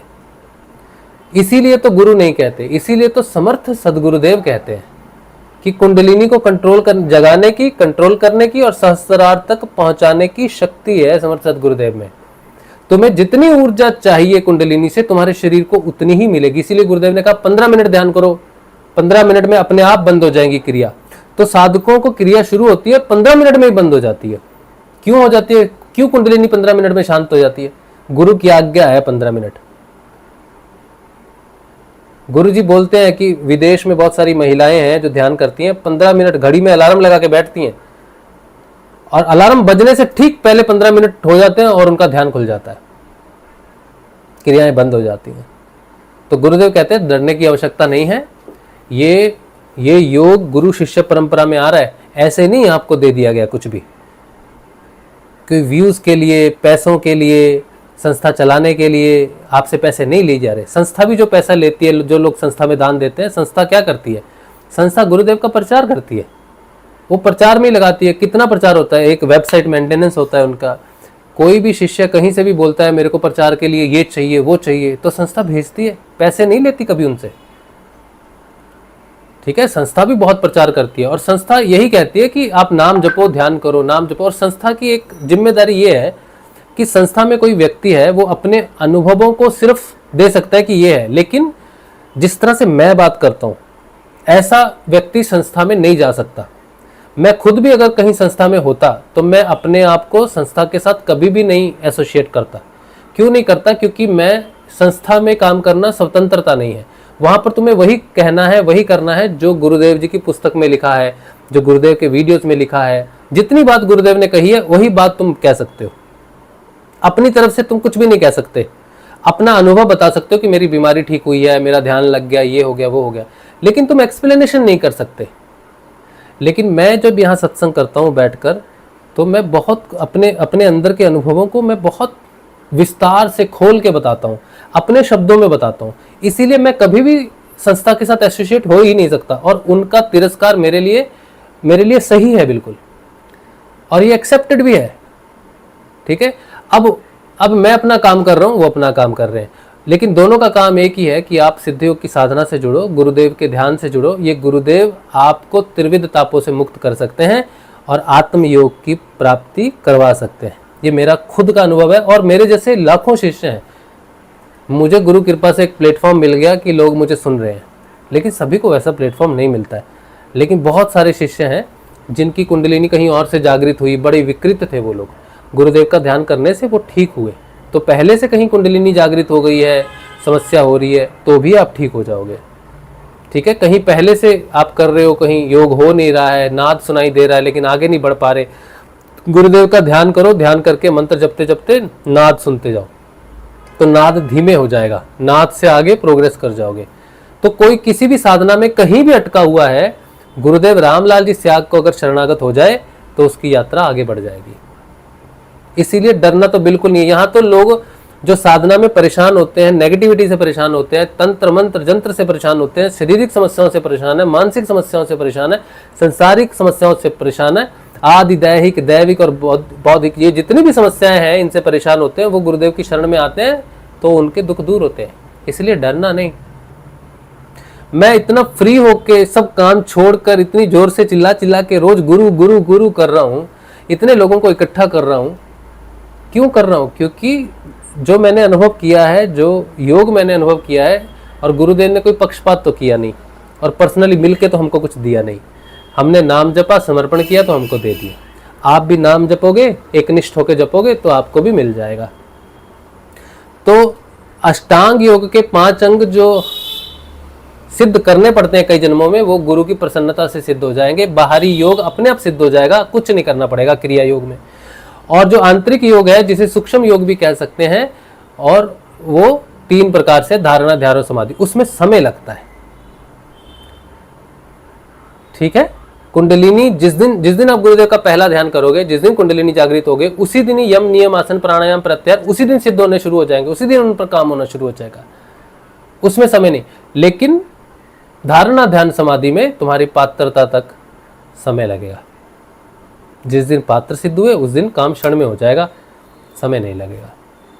गुरुदेव में कोई खोट नहीं है, हम में है। ठीक है। तो बाहरी योग और आंतरिक योग दोनों का समावेश है सिद्ध योग। बाहरी योग आंतरिक योग दोनों का समावेश है पतंजलि योग दर्शन।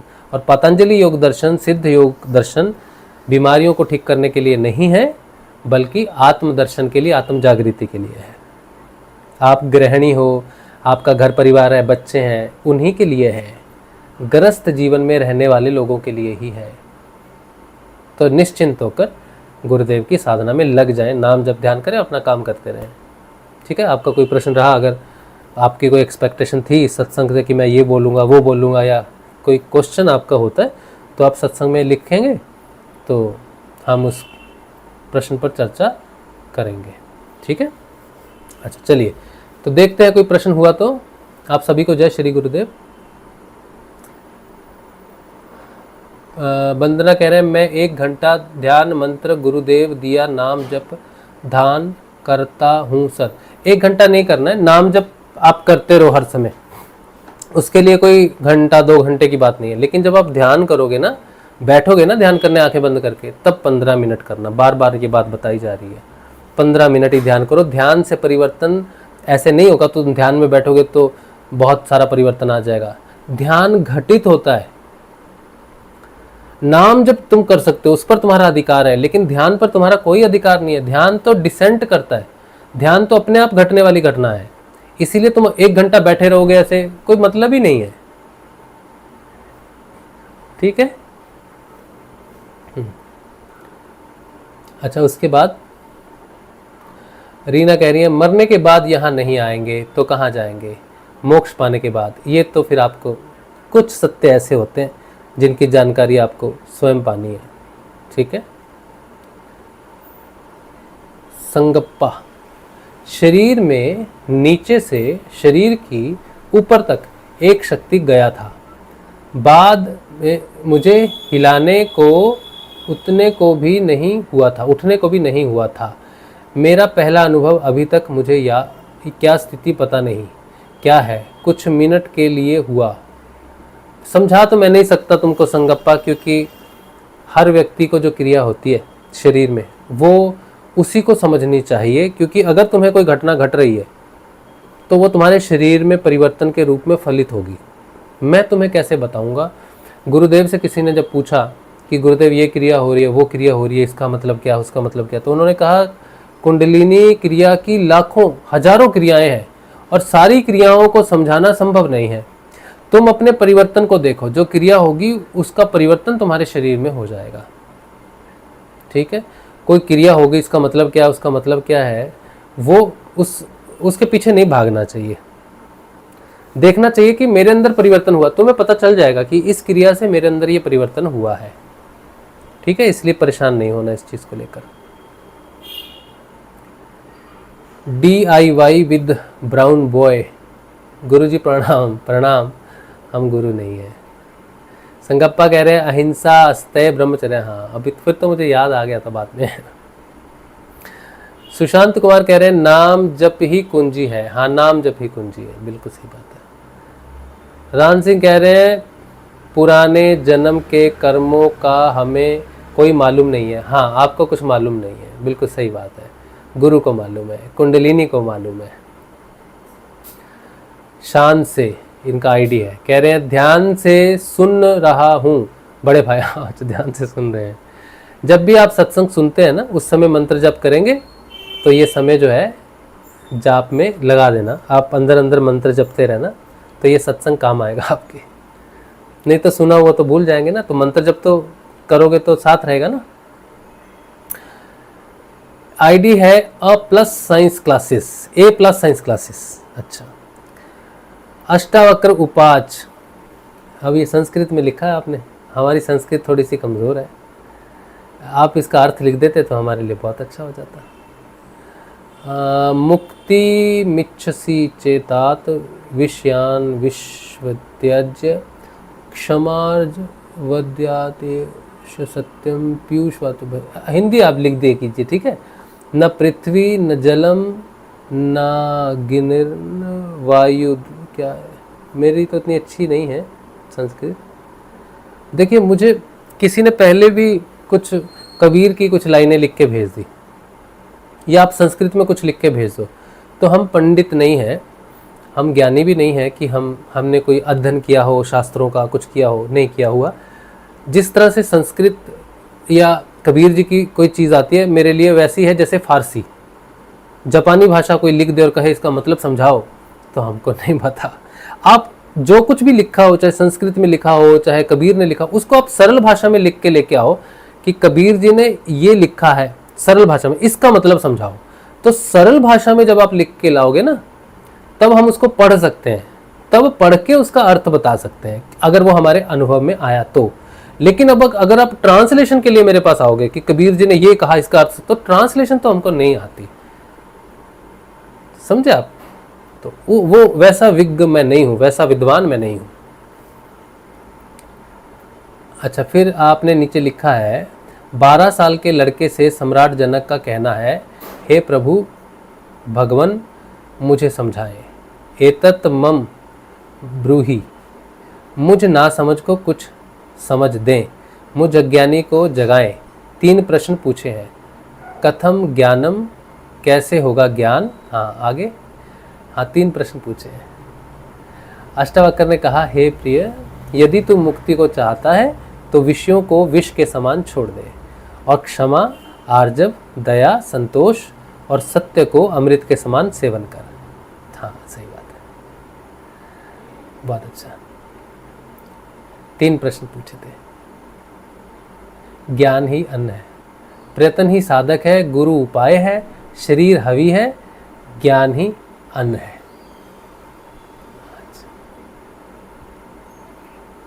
हमने अष्टावक्र गीता पढ़ी है और 3 प्रश्न उनके हैं। अभी तो मेरे पास इधर नहीं है, बहुत सुंदर पुस्तक है।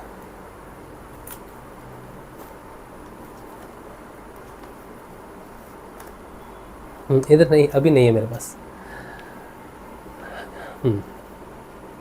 अच्छा चलो आगे बढ़ते हैं। आप अभी से A+ साइंस क्लासेस, अगर आप कुछ भी लिखेंगे तो हिंदी में उसको लिखना ताकि मेरे लिए सहज सरल हो समझना। मोहित आचार्य कह रहे हैं, मेरे साथ कोई योगी क्रिया नहीं हो रही है। कोई बात नहीं मोहित, आप बिल्कुल चिंता मत करें, नाम जप से गुरु को प्रसन्न कर लें।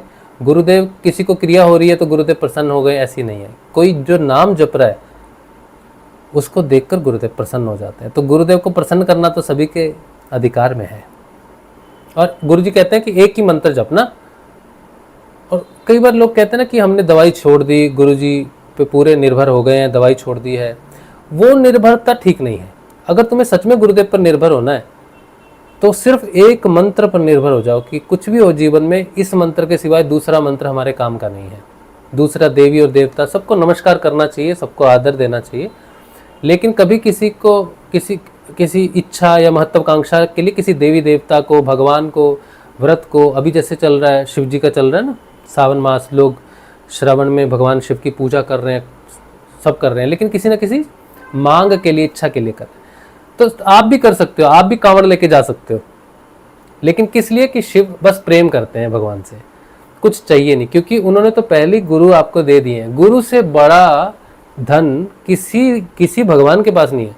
शिव भगवान की सारी संपत्ति गुरु ही है। जिसको गुरु मिल गया उसने शिव की सारी संपत्ति ले ली। अब शिव के पास कुछ भी नहीं है देने के लिए। ब्रह्मा के पास, कृष्ण के पास, विष्णु के पास, देवों के पास कुछ भी नहीं है, इंद्र के पास, किसी के पास कुछ भी नहीं है देने के लिए, क्योंकि सबसे बड़ी संपत्ति गुरु वो तुम्हारी हो चुकी।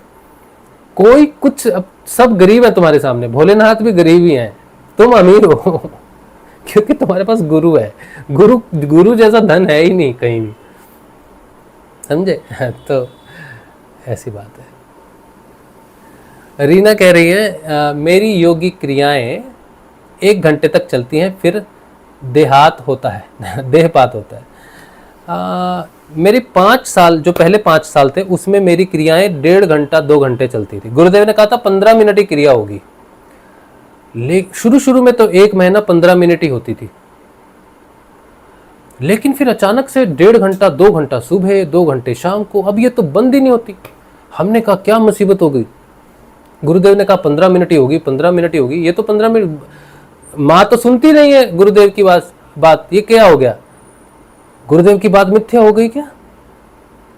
लेकिन ऐसा नहीं था, उसका कारण था। जब भी किसी को क्रिया ज़्यादा हो रही है, 15 मिनट से या 20 मिनट से 22 मिनट से ज़्यादा हो रही है। 30 मिनट तक भी चलो किसी ने मांग लिया, 30 मिनट भी हो गई, ठीक है। वैसे तो 15 मिनट ही होनी चाहिए, 15 मिनट, 10 मिनट हो सकती है, 15 मिनट हो सकती है। लेकिन अगर 1 घंटा, 1.5 घंटा और 2 घंटे क्रियाएं हो रही है तो इसका मतलब सीधा एक ही मतलब है, सीधा तीर कमान की तरह लेना इस बात को कि तुम एकनिष्ठ नहीं हो। कुंडलिनी को जो काम 15 मिनट में करना है उतनी उसको स्वतंत्रता ही नहीं है।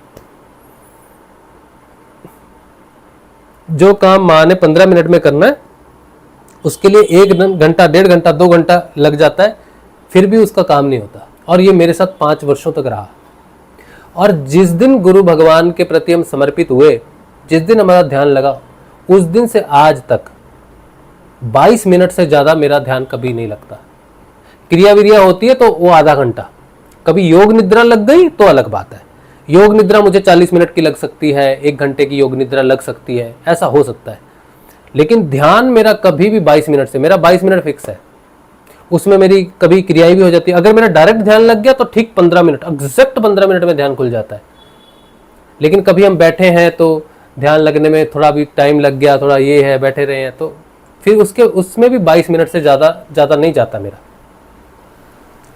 और एक चीज़ और कि बाकी समय में मेरी आंखें ऐसे रहेंगी, ध्यान अवस्था मेरी बनी रहती है। 15 मिनट मैं समय सीमित नहीं है 15 मिनट। बहुत टाइम तो मैं ऐसे बैठा रहता हूँ, ऐसे बैठा रहता हूँ, ध्यान में आंखें बंद करके बैठा रहता हूँ, लेटा रहता हूँ, सुरती लगी रहती है वो। लेकिन वो तो नेचुरली एक स्थिति में आ गई है चीज़। लेकिन जब मैं गुरुजी का ध्यान करने बैठता हूँ तो 15 मिनट 20 मिनट, इससे ज़्यादा नहीं जाता। ठीक है, तो ये बात को आप ठीक समझ लो। 1 घंटे का मतलब है कहीं ना कहीं कुछ और कर रहे हो, कहीं ना कहीं आस्था विभाजित है, इसीलिए देर होती है। इसमें नेगेटिविटी कुछ नहीं है, कोई नेगेटिव शक्ति है इसलिए हो रहा है, ये हो रहा है, नहीं, कोई नेगेटिव शक्ति नहीं है। 1 घंटे का जो क्रिया हो रहा है वो भी गुरुदेव का ही है, 2 घंटे का भी गुरुदेव का ही है। बस इतना है कि हम समर्पित नहीं है अभी। जिस दिन समर्पित हो जाओगे उस दिन वो क्रिया बंद हो जाएगी और सूक्ष्म धारणा ध्यान समाधि वाला काम शुरू हो जाएगा उस दिन। अच्छा, इतने प्रश्न हो गए आज तो, बहुत प्रश्न हो गए। आज्ञाकारी संजीव, ये विहंगम चाल क्या है? हाँ, विहंगम चाल, विहंगम का शब्द अर्थ निकाल के लाओ इंटरनेट से। हाँ, विहंगम चाल ये कहीं पहले सुना था मैंने, कुछ टेढ़ी चाल, कुछ ऐसा कुछ। विहंगम का अर्थ निकाल के लाओ, देखो अभी पता चलेगा। कशिश श्रीवास्तव कह रही, आपको जो घटना घटी उसके बारे में बताएं विस्तार से। ये मैंने एक वीडियो बनाया है कशिश बहन, योग साधना के ऊपर में मेरा वीडियो है, उसका नाम है साधक से योग प्राप्ति तक, ध्यान तक योग प्राप्ति तक। आप मुझे व्हाट्सएप करना, वो लिंक मैं आपको दे दूंगा। उसमें मैंने एक नाट्य रूपांतर बनाया हुआ है, वो मैं आपको भेज दूंगा। 2 पार्ट है उसके, वो दोनों पार्ट मैं आपको भेज दूंगा। अगर आपको यहाँ पर चाहिए तो आप मुझे थोड़ा समय दे, मैं अभी दे देता हूँ आपको, यहाँ पर मैसेज दे देता हूँ। बाकी लोग जो देखना चाहें उनको वो भी देख सकते हैं। 1 मिनट। साधक से, एक तो ये रहा,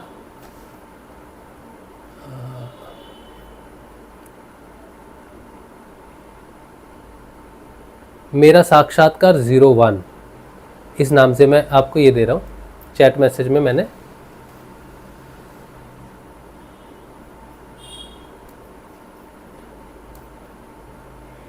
कॉपी, यहाँ पे पेस्ट नहीं हो रहा है, क्या बात है?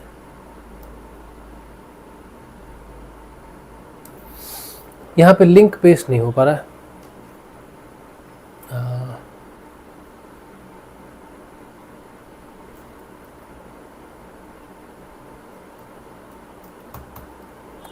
नहीं हो रहा है तो ये एक सेकेंड,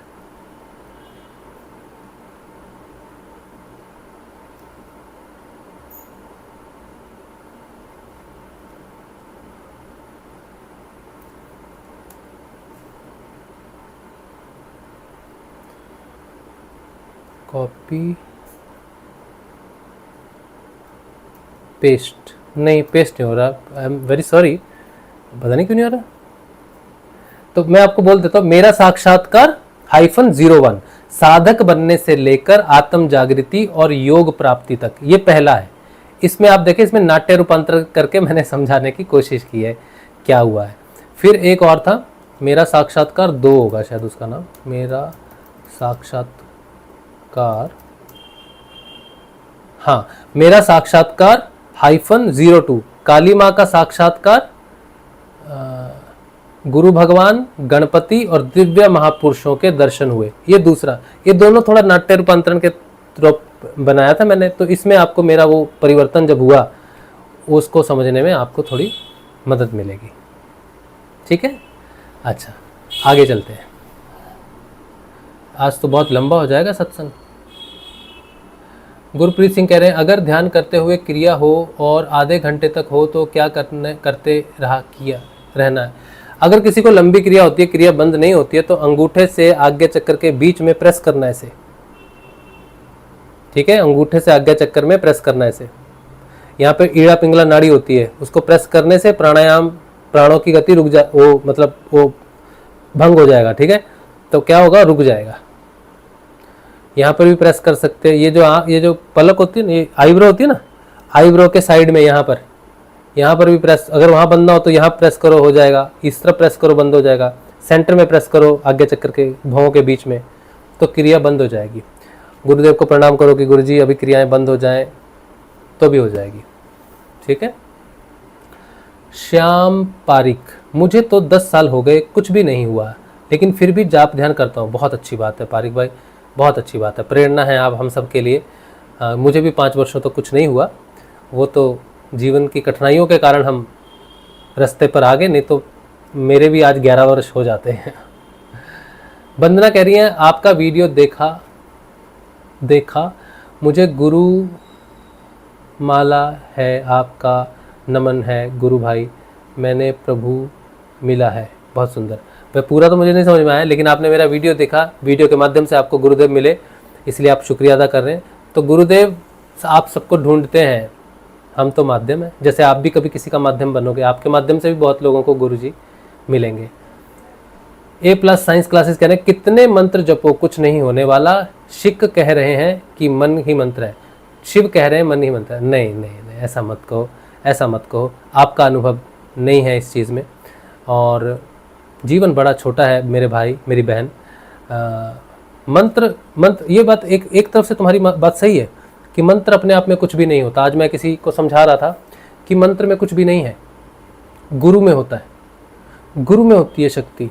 गुरु किसी शब्द को बोलता है तो उस शब्द को चेतन कर देता है अपनी चेतना के साथ। फिर वो शब्द अगर शिष्य जपता है तो शिष्य में वो चेतना प्रवेश कर जाती है। शब्द एक माध्यम है, जैसे कैप्सूल है, कैप्सूल में दवाई डालते हैं कि पेट में जानी चाहिए, तो कैप्सूल एक माध्यम है, वैसे ही शब्द एक माध्यम है। शब्द के अंदर जो चेतना है ना, वो समर्थ सदगुरुदेव की होनी चाहिए, तब जाके काम होता है मेरे भाई, वरना शब्द तो शब्द ही है। फिर आपकी बात सही है कि मंत्र से कुछ नहीं होता। क्यों? क्योंकि उसके साथ समर्थ सदगुरुदेव की चेतना नहीं जुड़ी हुई है। समझे? हमने चेतन शब्द का जप किया, संजीवनी मंत्र चेतन शब्द है। गुरु भगवान गुरुदेव श्री रामलाल जी स्याग की चेतना वास करती है उस मंत्र में। संसार नमन करेगा एक दिन भगवान गुरुदेव को। और आज तो हम तो शुरुआती समय में हैं, इसीलिए तो हमारी बात कोई नहीं मानता है, लेकिन वो सत्य है और वो इस धरा पर अपने आप को सिद्ध करेगा ही करेगा। हम लोग माने नहीं माने, आज से 20, 30, 50 साल बाद देखना संजीवनी मंत्र का तहलका इस पूरे विश्व में मचेगा, क्योंकि वो है, क्योंकि वो परिवर्तन कर रहा है, उसने जागृति दी है। आज मैं चिल्ला रहा हूं अकेला, लेकिन एक समय आएगा जब सभी चिल्लाएंगे और तहलका मचेगा ही मचेगा। मचना ही है, मचना ही है, क्योंकि ये सत्य है कि वो जगा रहे हैं, आत्मयोग दे रहे हैं। ये सत्य है, सत्य है। किरण कह रहे हैं, मुझे सुबह ध्यान के बाद ऐसा सुस्ती सा लगता है। हाँ, हो सकता है ध्यान के बाद सुस्ती लगती है, नींद बहुत आती है, कोई बात नहीं, सूक्ष्म शरीरों पर बहुत काम होता है। कुलबीर सिंह कह रहे हैं, मेरा गुरुदेव जैसा कोई नहीं। जय श्री गुरुदेव। हाँ बिल्कुल सही बात है, गुरुदेव जैसा कोई नहीं। A+ साइंस कह रहे हैं, मंत्र का अर्थ है जो बार बार पुनरुक्त करने से शक्ति को अर्जित करे, जिसकी पुनर्शक्ति शक्ति बन जाए। जिस विचार को भी बार बार पुनरुक्त करेंगे वह धीरे धीरे आचरण बन जाएगा। पता नहीं मुझे आपकी बात कितनी सही है, लेकिन मैं तो ये जानता हूँ कि शब्द अपने आप में कुछ भी नहीं होता, उसमें जो वास करती है चेतना, गुरु ही शब्द है, गुरु से ही शब्द है, गुरु ही शब्द है। डिम्पल काले कह रहे हैं ध्यान लग रहा है, कैसे पता चलता है, और योग निद्रा क्या होती है, इसकी अनुभूति कैसे होती है। ध्यान करते करते कुछ लोग सो जाते हैं, तो उसे वो वृत्ति के हिसाब से तंद्रा या योग निद्रा या ध्यान कहलाती है। ठीक है, तो इस तरह से होता है सो जाना ध्यान करते करते। और ध्यान जो होता है कैसे पता चलेगा ध्यान लगा है, ये प्रश्न उल्टा है। प्रश्न होता है कि कैसे पता चलेगा कि आत्मा जागृत हो गई है। जिस व्यक्ति की आत्मा जागृत हो जाती है उसे इंद्रियातीत ध्यान लगता है, उसे प्राण महसूस होने लग जाते हैं। प्राण है हमारे शरीर के अंदर, जैसे शरीर महसूस होता है, हाथ पैर ये सब महसूस होते हैं, वैसे ही शरीर के अंदर प्राण है, जल की तरह अंदर में है, तो वो जल की तरह वो प्राण महसूस होने लग जाता है। और वो प्राण ही है जो सुषुम्ना नाड़ी में प्रवेश करके संसार से बाहर इंद्रियातीत चला जाता है, यहाँ चला जाता है। तो जिस व्यक्ति की आत्मा जागृत होती है सिर्फ उसी को ध्यान लगता है, इंद्रियातीत ध्यान। ठीक है, कह रहे हैं ध्यान लग रहा। अच्छा, ये दोनों बार एक ही हो गया प्रश्न आपका। धन्यवाद प्रभु जी। कशिश श्रीवास्तव, धन्यवाद आपका भी भैया। लेकिन प्रेस करना सही है क्या? हाँ, प्रेस करना सही है, क्योंकि गुरुदेव के यहाँ पर बहुत सारे लोग आते थे, क्रिया करते थे, तो कुछ लोगों को बहुत एग्रेसिव क्रिया होती थी, चिल्लाते थे, ये सब करते थे, तो गुरुदेव कहते थे इसको यहाँ पर ऐसे प्रेस करो। गुरुदेव खुद बोलते थे, जो बैठे रहते थे वहाँ लोग, सेवक लोग, शिष्य लोग, उनको बोलते थे कि जाओ उसके माथे पर प्रेस करो ऐसे करके। तो ये गुरुदेव का ही आदेश है। डिम्पल काले कह रहे हैं, अच्छा ये तो हो गया, फिर आगे प्रश्न, एक ही बार लिखना काफी है। आज्ञाकारी संजीव कह रहे हैं विहंगम चाल, विहंगम का अर्थ होता है पक्षी, हाँ पक्षी, विहंगम पक्षी, हाँ, और चाल का अर्थ होता है गति। विहंगम चाल का अर्थ होता है पक्षी की तरह उड़ने की गति जो बहुत तेज और सहज होती है। कहूँ चले विहंगम चाल, इसका अर्थ है कि सदगुरु की आध्यात्मिक यात्रा या उनका मार्गदर्शन पक्षी की तरह बिना किसी बाधा के तीव्र और सहज होता है। बिल्कुल सही बात है, काम ही खत्म हो गया। देखा, अगर अर्थ पता चल जाए तो चीज़ें कितनी सरल हो जाती है ना। डिम्पल काले कह रहे हैं थैंक यू आप सबका, शुक्रिया, बहुत बहुत शुक्रिया। चलिए आज का सत्संग यहीं रखते हैं। एक आपसे यही निवेदन रहता है कि सत्संग चलता है आप सबके सहयोग से चलता है, तो अगर कोई सहयोग करना चाहे सत्संग में तो सहयोग करें हमें आर्थिक रूप से, ताकि हम ये काम करते रहें। और चैनल को आप सब्सक्राइब करें, लाइक करें, शेयर करें, ताकि दूसरे लोगों तक पहुँचे। और चैनल को ज्वाइन भी कर सकते हैं, आप मेंबर भी बन सकते हैं। मेंबर्स के लिए हम एक प्रोग्राम लाएंगे, उसमें हम अपना जो सेट ऐसे बैठ के, तो अभी हम बाल बना के बैठे हैं किसी तरह, ये सब कुछ चीज़ें ऐसी होती है जो हम, जब हम बहुत ही ध्यान में होते हैं उस समय हम कुछ वीडियो बनाएंगे। अब वो वीडियो हम मेंबर्स के लिए लाएंगे, जो चैनल जो मेंबर्स भी वो हैं जो हमारे साथ मतलब साधना में रहना चाहते हैं, जिनको और थोड़ा अंदरूनी जानकारी चाहिए, जिनको ये फ़र्क नहीं पड़ता है कि हम कैसे बोल रहे हैं, क्या रिप्रेजेंटेशन है, बस अनुभव शेयर करने के लिए। तो आप ज़रूर ज्वाइन करें, छोटी छोटी सब्सक्रिप्शन ज़रूर ले लें, उससे हमें सहायता भी मिलती है। बाकी सब ठीक है, और बाकी तो सब निःशुल्क है। ठीक है, किसी के पास कुछ नहीं है देने लेने के लिए तो कोई बात नहीं, ये तो आध्यात्मिक है, ये तो सत्संग है, ये तो आपका है, निःशुल्क है। ठीक है, सिर्फ जिनकी क्षमता है, जो सहयोग कर सकते हैं, वो जरूर करें। डिम्पल काले कह रहे हैं मैंने शिव को ही गुरु रूप में धारण किया है, क्या सही है? यहाँ तक पहुँचे हो तो शिव की कृपा से। मैं भी शिव को ही गुरु मानता था, लेकिन शिव आत्म जागृति नहीं देते। तो आप शिव से कहोगे कि भगवान मुझे आत्म जागृति चाहिए, तो फिर वो गुरु के स्वरूप में आएंगे। गुरु के स्वरूप में ही आता है, भगवान के स्वरूप में कोई आत्म जागृति नहीं देता।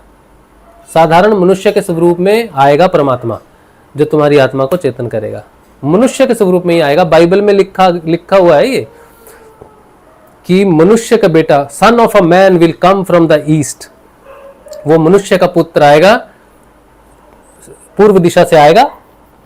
तो आप गुरु जब आता है, आत्मा जगाने वाला आएगा, तो always be a man, son of a man, मनुष्य ही होगा, साधारण मनुष्य ही होगा जो आत्मा जगाएगा। अर्जुन को भी जगाने वाला शरीर में आया था कृष्ण, सदगुरु रूप में।